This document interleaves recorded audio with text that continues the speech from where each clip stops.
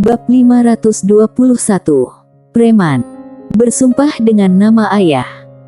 Mendengar kata-kata Sander, wajah Kaisar Blake segera menjadi sangat muram. Kau bersumpah atas nama ayahmu, apakah dia tahu? Sander hendak bicara, namun Feni tiba-tiba memukul kepalanya. Kau tak takut dihajar ayahmu? Sander tersenyum malu. Senior, maaf merepotkanmu.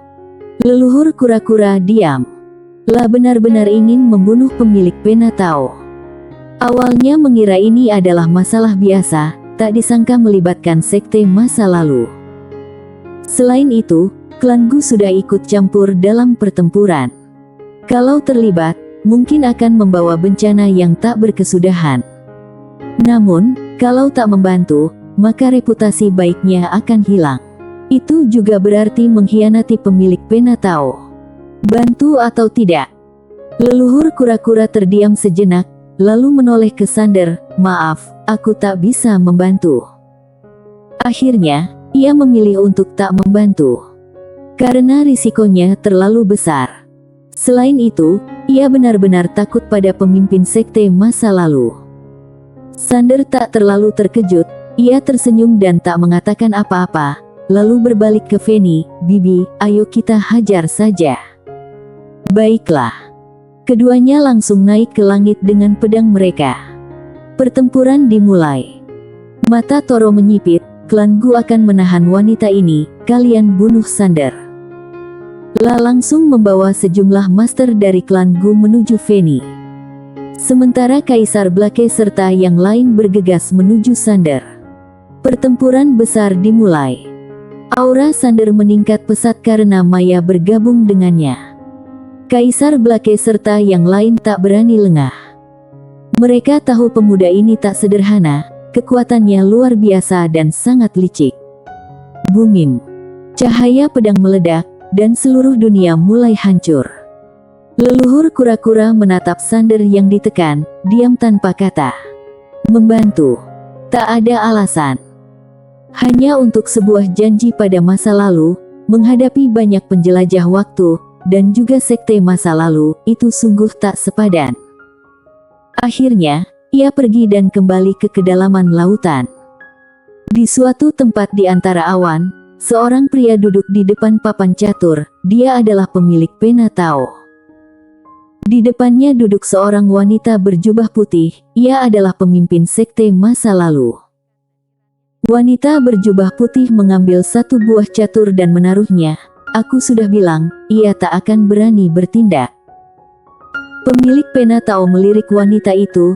Dia tak berani bertindak, hanya karena dua alasan. Pertama, takut padamu. Kedua, keuntungan yang akan didapat tak cukup. Dasar bodoh, hanya melihat keuntungan saat ini, tak memikirkan masa depan. Wanita berjubah putih berkata, kau berbeda dengan kami. Kau mendukung mengikuti Tao, karena itu, kau bisa meramalkan beberapa hal di masa depan. Apakah kau terus begitu teguh karena telah melihat hasil di masa depan? Pemilik pena Tao tertawa, apakah hasil di masa depan penting bagimu? Tak penting, tapi aku penasaran. Kenapa tak melihat masa depan sendiri? Ujar pemilik pena Tao. Kau mau dipukul? Ekspresi pemilik pena Tao membeku. Giliranmu menaruh batu. Pemilik pena Tao melihat papan catur di depannya. Setelah terdiam sejenak, ia berkata, dunia benar-benar membutuhkan suatu tatanan. Tanpa tatanan, bagus juga. Ujar wanita itu. Kalau di alam semesta hanya ada beberapa orang hebat, tanpa berbagai macam peradaban dan makhluk hidup, bukankah itu terlalu membosankan? Itu cukup bagus, jadi bisa lebih tenang. Jawab lawan. Pemilik pena Tao diam. Kalau Tao tak baik, untuk apa dipertahankan? Tanya wanita itu. Tak ada yang selalu benar, begitu juga dengan Tao. Wanita itu menoleh. Kalau begitu suruh ia berhati-hati, jangan membuat kesalahan lagi. Aku tahu kau masih punya rencana cadangan, kau bisa menggunakannya sesuka hati. Kemudian ia pergi dengan anggun. Seorang pria muncul di depan papan catur, itu adalah Master Tiada Batas. Bagaimana kita menangani leluhur kura-kura itu? Pemilik pena Tao berkata dengan tenang, dulu ia melakukan kejahatan, aku memberinya kesempatan, membuatnya berutang budi padaku, melindunginya dari karma buruk, dan sekarang, ia tak mau membalas budi ini, jadi, tak perlu lagi melindunginya dari karma buruk. Mereka sekarang sedang dikeroyok, ujar Master Tiada Batas. Pemilik pena Tao berkata dengan serius, Nona, tolong bantu sekali lagi, demi dia. Di kejauhan, seorang wanita berdiri dengan tenang, tak berkata apa-apa. Di suatu tempat di antara bintang-bintang, Sander bertarung sambil mundur. Meski kekuatannya telah meningkat pesat, ia masih bukan tandingan Kaisar Blake serta yang lain. 5 kaisar, ditambah dengan para penjelajah waktu, kalau bukan karena Feni sesekali membantu, Sander tak akan bisa bertahan selama ini. Bumim. Cahaya pedang pecah, Sander langsung terpental puluhan ribu meter, dan saat baru berhenti, sebuah tinju besar turun dari langit, sementara itu, banyak master menyerbu ke arahnya. Tubuh Sander segera menjadi semu. Mata Kaisar Blake menyipit, ia tahu, Sander akan meluncurkan serangan besar lagi. Para penjelajah waktu lainnya kaget dan segera memperlambat laju mereka. Karena setiap kali Sander meluncurkan serangan besar, pasti ada yang tewas. Banyak cahaya pedang tiba-tiba keluar dari depan Sander, kemudian berkumpul menjadi sebuah pedang. Dengan keluarnya pedang ini, seluruh ruang waktu meledak. Energi pedang yang kuat langsung membuat para master di depan Sander terpelanting. Sander berbalik dan datang ke sisi Feni, ia masuk ke dalam pagoda kecil, sementara Feni menyimpan pagoda kecil, dan menghilang di ujung langit. Tentu saja harus melarikan diri. Harus tahu kemampuan diri, kalau tak bisa menang maka harus melarikan diri. Toro berteriak marah, mau lari kemana? Kemudian ia langsung melesat menuju Feni. Di antara bintang-bintang, Feni yang awalnya hendak melarikan diri tiba-tiba berputar balik, dan mengayunkan pedangnya. Ekspresi Toro seketika berubah drastis. Bumim. Toro terpelanting, sementara Feni segera berubah menjadi cahaya pedang dan memasuki sungai waktu. Kejar! Suara teriakan Toro terdengar. Setelah memasuki sungai waktu, Feni bergerak melawan arus waktu. Kekuatannya sangat kuat, sehingga melawan arus waktu jauh lebih mudah baginya dibandingkan dengan Sander, dan kecepatan terbang dengan pedangnya juga lebih cepat. Karena itu, Toro serta yang lain kesulitan mengejarnya.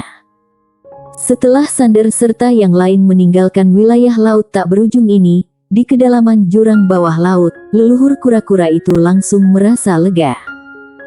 Akhirnya para pembawa masalah itu pergi juga. La adalah leluhur kura-kura, bisa dikatakan merupakan makhluk dengan umur terpanjang hingga saat ini, sehingga ia tak mengkhawatirkan masalah umur.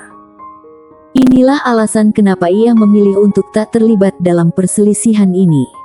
Adapun pemilik pena Tao, apakah perlu dikhawatirkan? La tak terlalu memikirkannya. Baginya, pemilik pena Tao seperti preman, berkeluyuran di sana-sini, untuk apa takut padanya. Leluhur kura-kura menyeringai, lalu kembali tidur.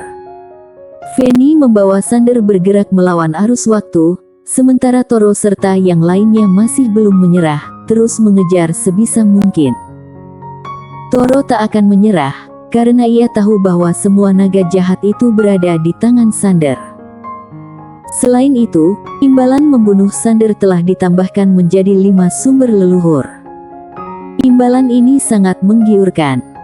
Dan ini merupakan alasan utama Kaisar Blake serta yang lain begitu gigih. Mereka memang ingin membangun dunia tanpa tatanan, namun itu masih jauh, sedangkan sumber leluhur ada di depan mata, nyata dan konkret. Selama berhasil membunuh Sander, mereka akan mendapatkan 5 sumber leluhur, itu cukup untuk membuat mereka mempertahankan hidup selama ribuan tahun. Dengan demikian ada harapan untuk melampaui Tao. Tujuan akhir mereka adalah mendapatkan keabadian dan melampaui Tao, memiliki kekuatan yang tak terkalahkan. Dan dengan meningkatnya imbalan, semakin banyak penjelajah waktu yang tergoda. Di antaranya, termasuk beberapa master tingkat kaisar. Di dalam pagoda kecil, Sander kembali menemui para naga jahat. Saat ini, semua naga jahat itu telah ditundukkan oleh Maya. Maya berkata, mereka akan bekerja untukku dan siap untuk bertempur kapan saja. Sander mengangguk, bagus. Kapan akan membiarkan mereka bertempur? Tak perlu terburu-buru, biarkan mereka berlatih terlebih dahulu, tingkatkan kekuatan mereka, dan biarkan mereka bertempur pada saat yang genting. Ujar Sander. Baiklah. Suara Feni terdengar, ada seseorang yang ingin bertemu denganmu.